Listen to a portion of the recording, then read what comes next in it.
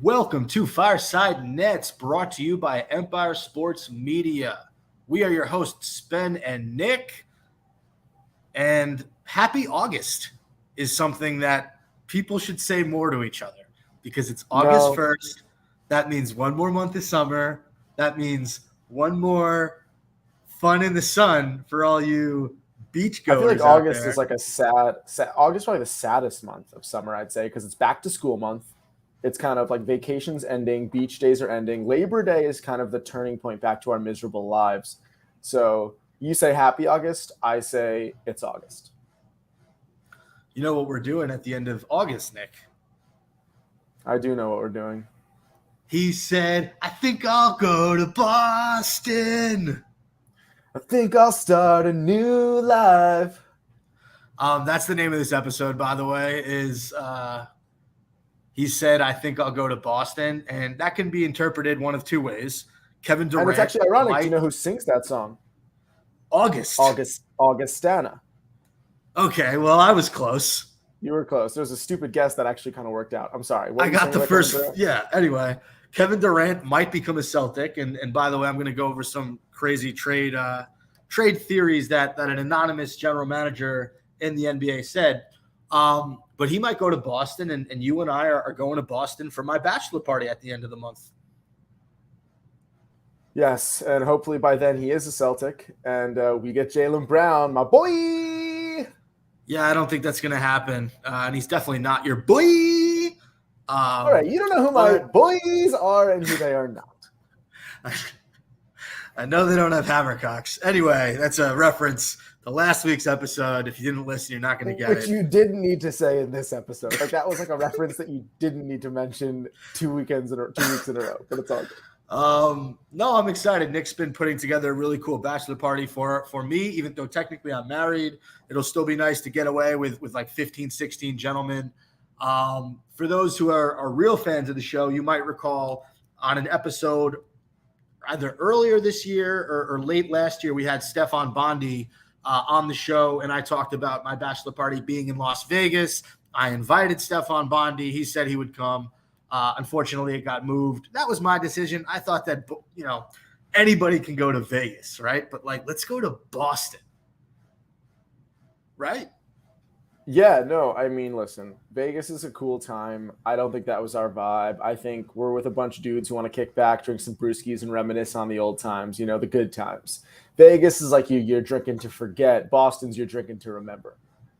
Exactly. And if Stefan Bondi's listening, you're still invited. Just shoot us a DM, and I'll figure it out. Nick will work you into the room situation. We'll charge you 10% off. All right. Kevin Durant update. He's still in net as of August 1st, 2022. No progress on any trades. I did see it. I was foreshadowing this or teasing this. An anonymous general manager said they would do, if they were the Celtics, a Jason Tatum for Kevin Durant trade straight up and say, screw it. We believe in the rest of this team. As young and as talented as Jason Tatum is, and don't get me wrong, we don't know if this guy's reached his full potential. He could get better. That's why people love Jason Tatum. Are you talking about Tatum or Brown? Are you talking about Tatum? I'm talking about Jason Tatum. Yeah.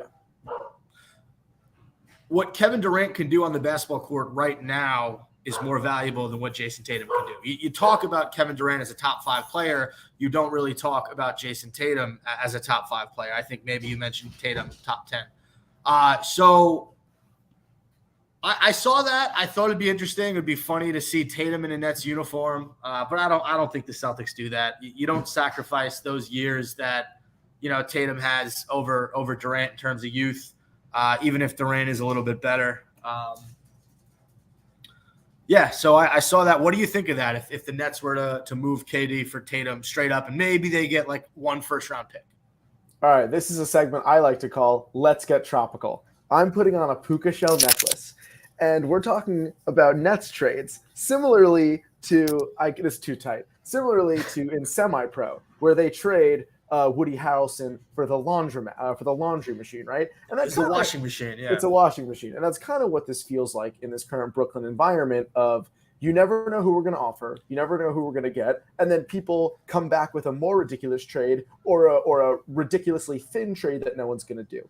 So I'm approaching it in that regard. Hypothetically, if we do straight up Durant for Jason Tatum, I don't want that.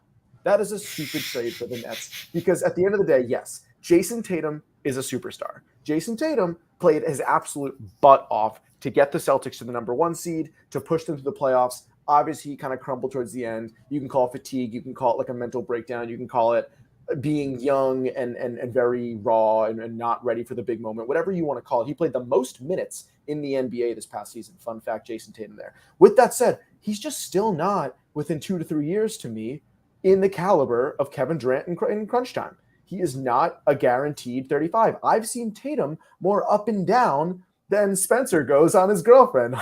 So I think basically what we want to do is get a little more out of that deal than just Tatum for Durant. Throw in, give me a Peyton Pritchard, give me a Derek White, give me a pick or two. Right now, it's way too early. I know Tatum's 10 years younger than Durant. I'm exaggerating, probably 8. I still don't think that's a deal we're ready to do. Okay, first off, let's just not ignore that was the worst joke of all time. First of all, I'm married, don't have a girlfriend. Second of all, I'm not even going to repeat what was said because my wife is in the room, and I don't think she'd be too happy with you, Nick. Or maybe she would be. I don't know. Anyway, how does Nikki feel about a Kevin Durant, Jason Tatum trade right now? I'm gonna play you a little soundbite, and you guys tell me.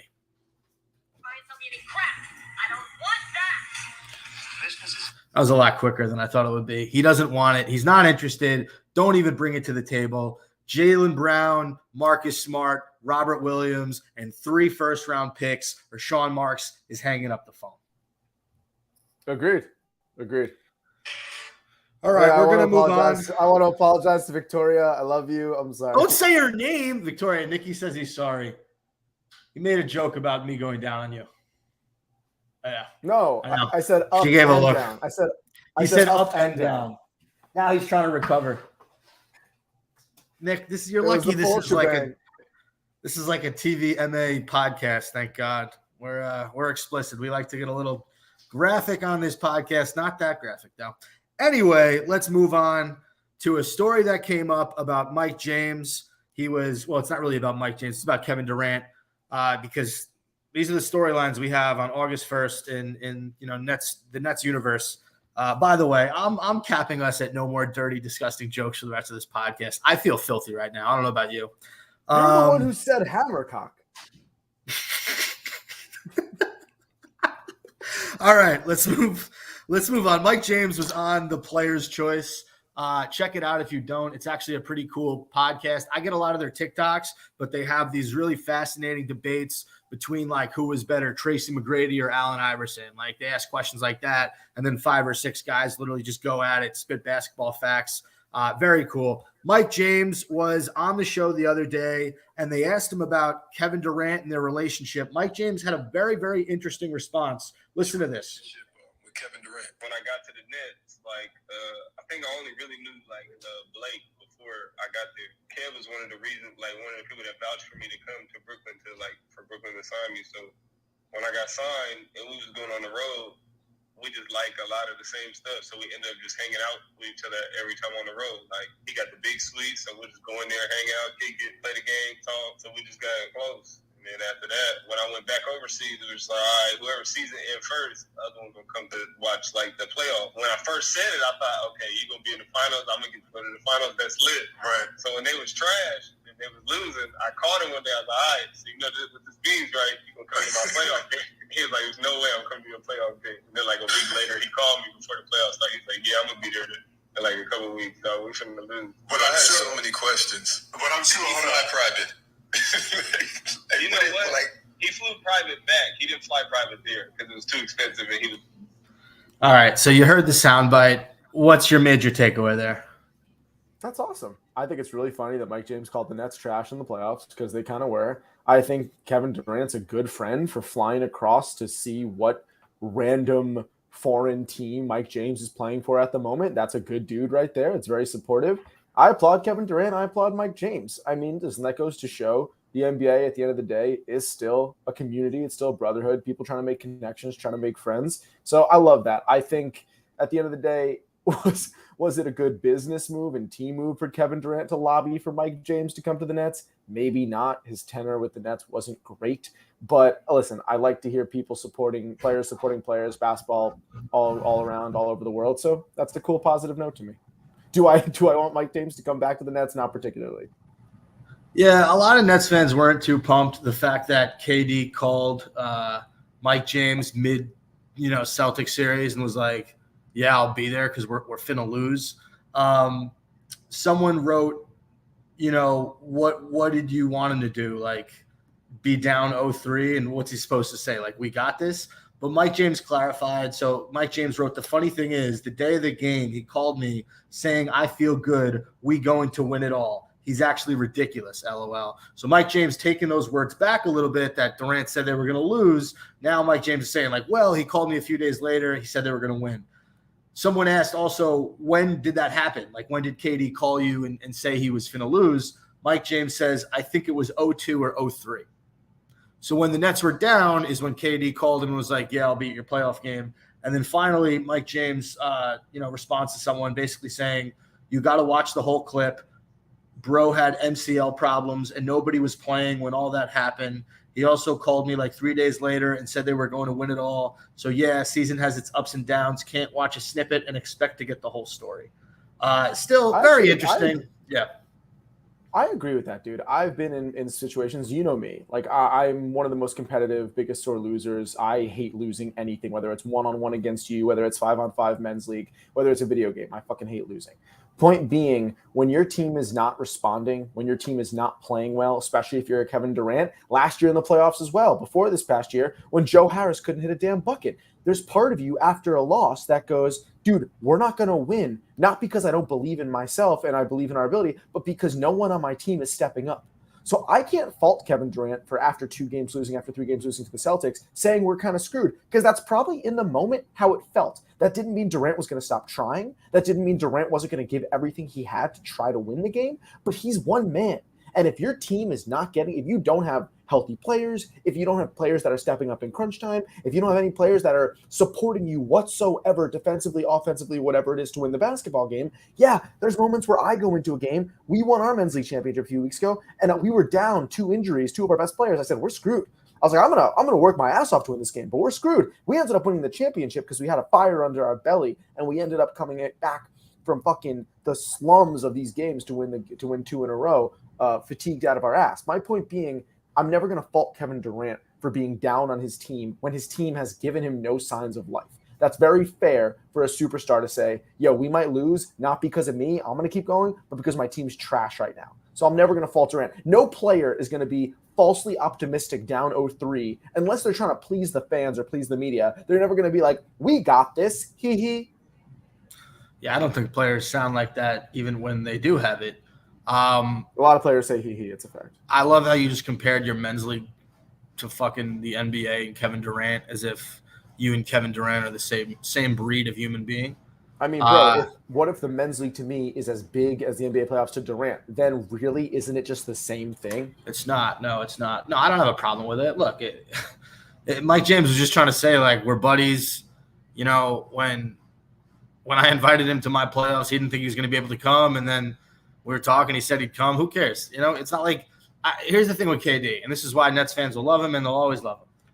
He doesn't pull a James Harden and give you a lack of effort when the chips are down. He is the type to step up and do what he can to carry this team. Did he have a great series against the Boston Celtics? Hell no. He did not play up to his standard. I don't think the entire Nets team really played up to what they were capable of.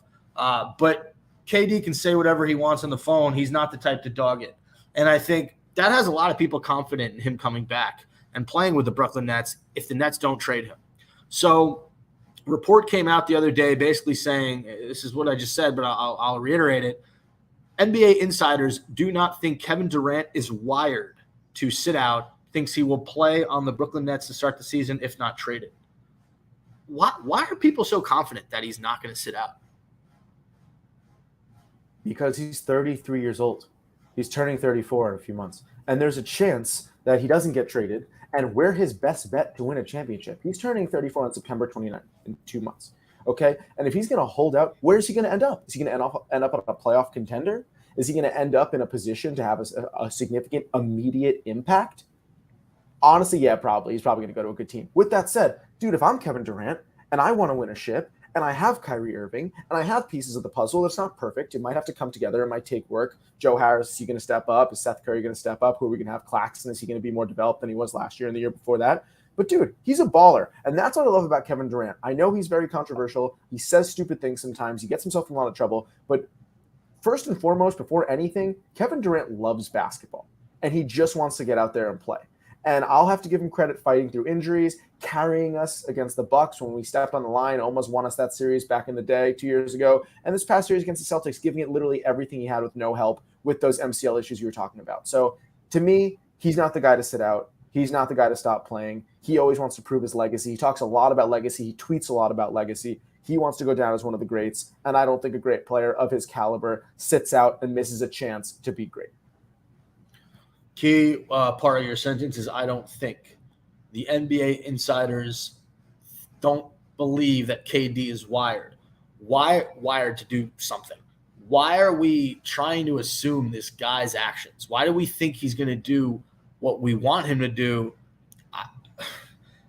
Something has to happen where he has to speak with Nets management and they have to come to some sort of arrangement, because right now it's a bad look. He's not publicly acknowledging the Brooklyn Nets in the slightest. He had his premiere at the Point God documentary. It was a thing in New York. Paul Pierce was there. A bunch of big names were there. Reporters tried to ask KD questions. He won't answer them. So what I'm trying to say is, until I see any sort of momentum towards Kevin Durant willing to reconcile with the Brooklyn Nets and rescind that trade offer, I really don't think he's going to play. It's something that tells me that. Now, I hope I'm wrong. I hope everyone else is right. But when you're in a fight with someone and you're just not talking to them, usually you just don't show up and everything's hunky-dory. Something has to happen before that. So, well, does he start losing money if he misses games? Does he lose money? It would be.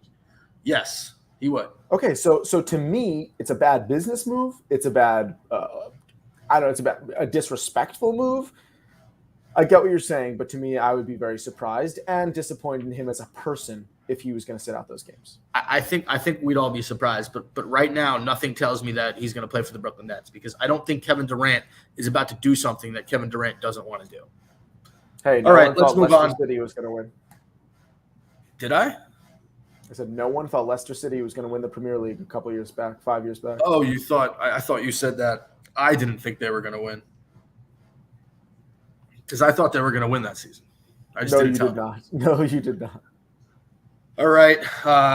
We have the passing of a sports legend. He was so much more than a basketball player. R.I.P. Bill Russell, literally one of the greatest athletes of all time, one of the biggest names in the sport, the first African-American head coach in the NBA, 11-time champion, one of the best defensive players, one of the best rebounders of all time, and just a great person. Bill Russell, really sad. I think he was 88 years old. Just what are your thoughts on the passing of Bill Russell? Yeah, RIP, man. He won 11 championships in 13 seasons. He averaged over 22 rebounds a game. Like, those numbers are not only unheard of, but not even closely matched by anybody ever. So nothing but respect for Bill Russell. I read a lot about him the past couple of days, and it seemed he was just a guy who had integrity. He loved winning. He had a great sense of humor. He married Miss USA at some point, so huge props to Billy R. But yeah, just a likable, respectable dude. Coached, played, did it all. I mean, my favorite Bill Russell thing is when I think it was Wilt Chamberlain got the highest NBA salary in like the 60s, like $100,000. Bill Russell went to the Celtics organization and said, I want $100,001 salary to be higher than Bill Russell. And they immediately obliged and gave him that, which I thought, then Wilt Chamberlain. Yeah. Right. That's very interesting. Cool. I got two things. One's serious, one's kind of funny. I was listening to NBA TV was on this morning, and they were talking to Kenny Smith, Kenny the Jet. And he was talking about a Bill Russell story where Bill Russell was on the phone with him, and he was talking about these international players. And Kenny Smith was like, well, why you want to go get a player from overseas when you can get a guy from Alabama, from any U.S. college?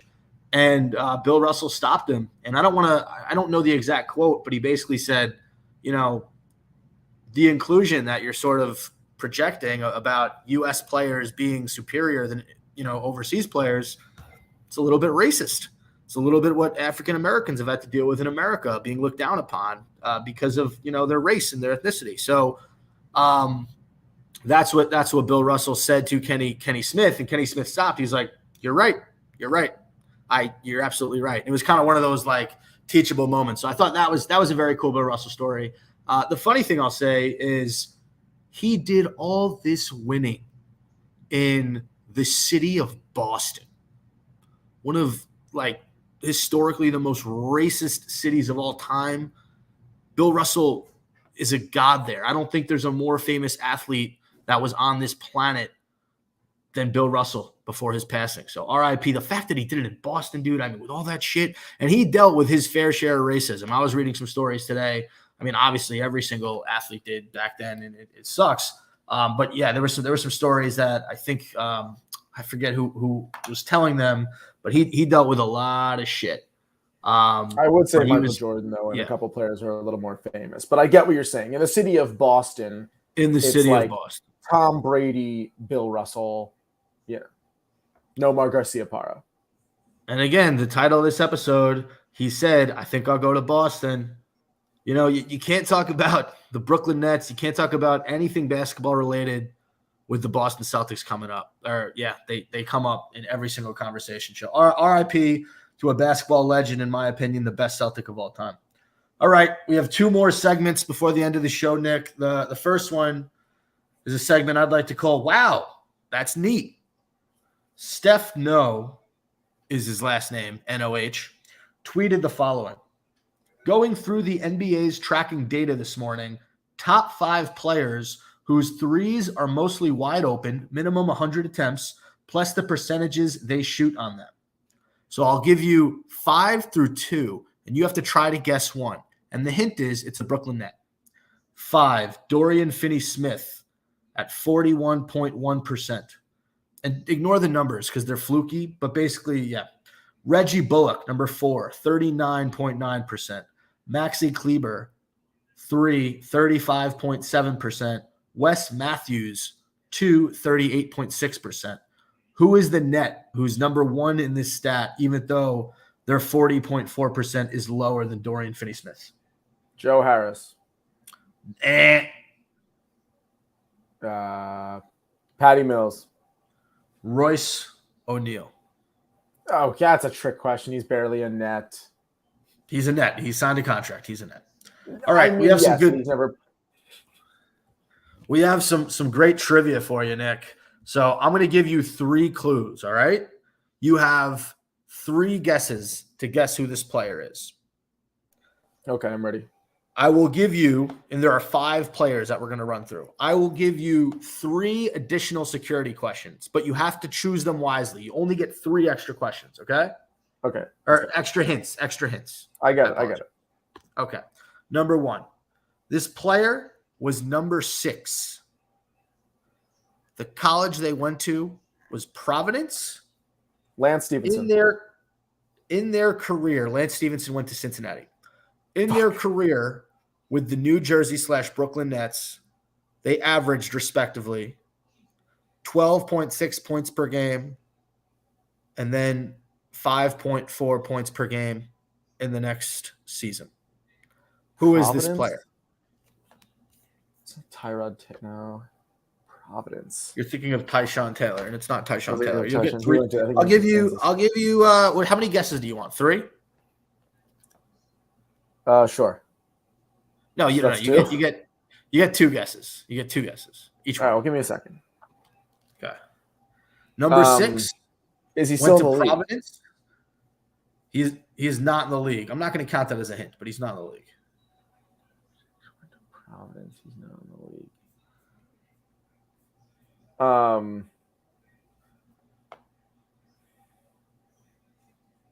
I don't. You There's want a like one hint? guy from Providence I know who was a guard who was bounced around the league. Who is it? What's his name? Chris, You're not off. Chris. Who was it? Marshawn Brooks. Wait. He went to Providence. Yeah, you're right. You're right. I was thinking right. of Marcus Williams. You are 0 for 1. So That now was a tough one. That's tough. we're going to go to question number 2. Are you ready? Yeah.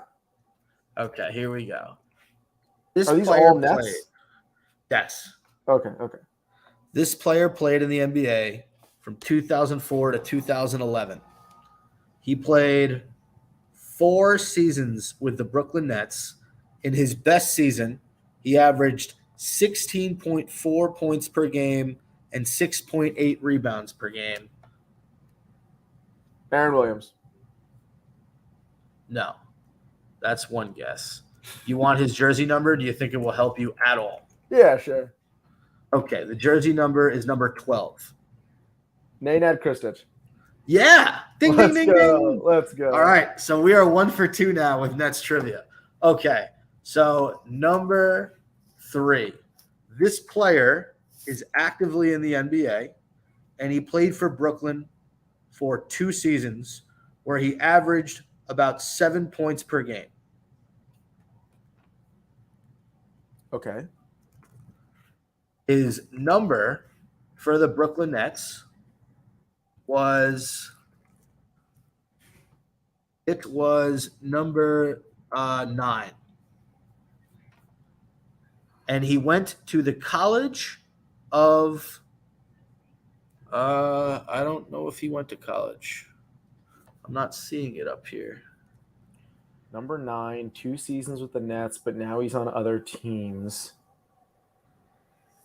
He did not play in college in the United States. He played overseas. Okay, so is he a foreign player? Yes. Foreign player, number Give you a lot of 9. hits. You haven't even used your security hits yet. These are tough, bro. And they played for the Brooklyn Nets, not the New Jersey Nets. Brooklyn Nets in the last 5 years. They've only been in the league for 5 seasons, and they're active. All right, give me another hint. The other hint is he was one of the most hated Goran Dragic. one of the most hated players on the team What? by Nets Twitter and the whole Nets fan base and anyone who rooted for the Nets whenever he played. Did I like him? No, you did not like him. He had 3 names. Timothy Luwawu-Cabarrot. Yes. Yes. I believe he played his basketball prior to the NBA in France. In France, yeah. All right. So you're 1 for 3. I was going to say that before you said he had 3 names. I was going to say that. Okay. Once you said This you one- hated him. This one I'm very excited for. So here we go. This player played in the NBA from 2001 to 2015. He played 1 season with Brooklyn. 2 seasons. One with the New Jersey Nets, where he averaged 15 points per game, and 1 season in Brooklyn, where he averaged 7.7 points per game. His nickname was Crash and G-Force, and he went to Alabama for college. Crash and G-Force? I don't think you're going to remember him by his nickname. Basketball References just has all nicknames. Okay. Started in 2001, retired in 2015. So he played with Brooklyn towards the end of his career for 1 His season. number was 45. He was a big man. He was 45.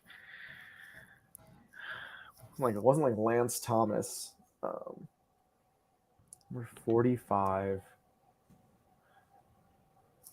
Give me another hint. Where did he go to college? Alabama. Gerald He Wallace. was yes, Gerald Wallace. that's it. Ding, Bang, ding, ding, ding, ding. Dang. Okay. What's your what are you, 2 for 4 right now? Well, you're not counting my Timothy Luwawu-Cabarrot? We're gonna count that? Yeah, 3 for 4. All right, fine. Okay, final one. Okay, this player played from 2002 to 2008. He played 2 seasons, actually 3 seasons with the Brooklyn Nets. His best season, he averaged 9.8 points per game, on 36% from three. Okay? Who is this player? Eddie House. No, incorrect. Do you want any more information? Lucius Harris. Wrong. I actually had him on my list, but this is not Lucius Harris. He played for the Nets from 2005 to 2008, a total of 3 seasons. In his first season, he didn't really play. He became a really good role player in his last 2 seasons, and those were his final 2 seasons in the NBA. He is a 6'9" hybrid forward. So it's not Zoran Planinic? No, but that would have been a good one. Is it Boki Nakbar? It is Boki Nakbar, Yes. former guest Yeah, on I really Fireside thought you were gonna Nets. I really thought you were going to do Lucius Harris because we just love Lucius Harris. So I had Lucius Harris written, but you ran through Gerald Wallace pretty quickly, and I feel like Lucius Harris you just would have got. Also, you said Lucius Harris before I started reading anything. So I didn't think it would be cool to do that. But yeah, man, that's it. That's the podcast. Thank you guys for listening. Me and Nick got off the rails there a little bit, but can you blame us? It's the NBA offseason. There's nothing going on. People are actually starting to talk about baseball, which is making me sick. Do you care about the Yankees or the Mets or anything? I've been getting some free Yankees tickets lately, but no. I like watching Yeah, Aaron exactly. Judge hit home runs. That dude fucking rips them. Yeah. He's a pretty good home run hitter. But I'm just not a huge baseball guy, and especially like wake me up in October, because then the playoffs start and I'll actually watch. I'm sorry. Football, You just said wake me up in October. Why didn't you say wake me up when September ends? Yeah, sure. Again, I don't want too many song references in one episode. We already Do you think referenced Billy August. Joe Armstrong, when he wrote that, was talking about how he wanted baseball season to end? Yeah. You know what's funny? So, Augustana has the month of August, right? And then Green Day has the month of September. Does any band sing a song about October? I think maybe the Beatles. I feel like no. December is Counting Crows. Yeah, is there a famous song? I don't know a song about October. Here we go. Best October songs. There's a song called October by Alessia Cara. And then there's a song called The October Man by Bill Nelson. And then there's another song called Night in the Lonesome October by Calabrese. There's a lot of songs with October. So okay, I you stand barely corrected. had me. You barely had me with Alessia Cara, and then you just went off the rails. All right. Good pod. I'll see you at dinner on Friday. All right. Fireside Nets brought to you by Empire Sports Media. Thank you for listening. Bye-bye. And as we always say, keep it crispy. Catch you on the fireside. Keep it